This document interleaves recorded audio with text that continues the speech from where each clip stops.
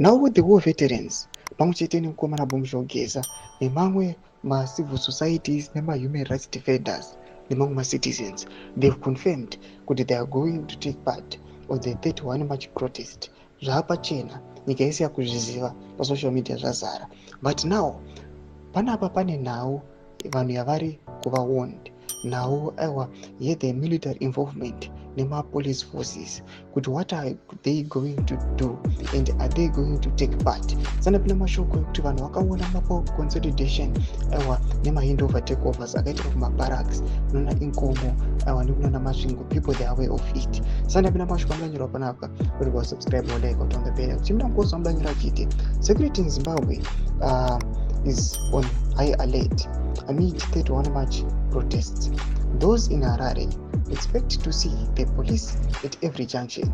Police trucks will be moving around Harare starting tomorrow in the roadblocks at all major roads. Panoposta makomishina ezveTRP masoja pamwechete nemapolice vehicles arikuya panapa achitobva panapa nevakomana vekuzwa vamozwa kuti ndo intelligence unit inouya ichifambira nhau dzese dzinenge dzichiitika under the ground dzinenge dzisingazivikanwe vachibuda kutora masvika vachiti sezvamuona kuti consolidation akatoitiwa.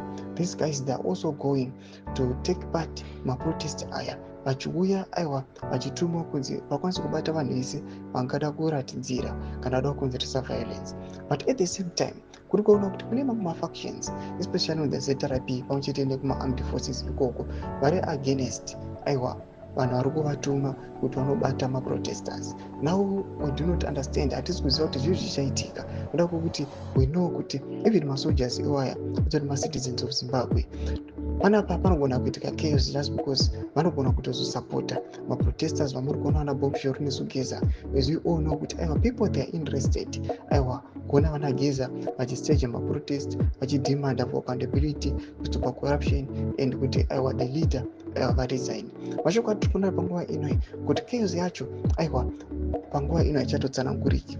People they really do not know kuti what will be the military position at large pamwechete nevakomana mapurisa.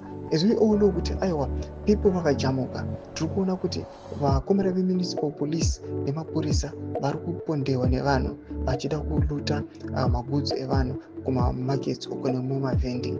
Tuze mafunguro enyu kuti kudii pamusoro pechitiko ichi. Nyakomese section medu, subscribe or like, wachonera the bell icon.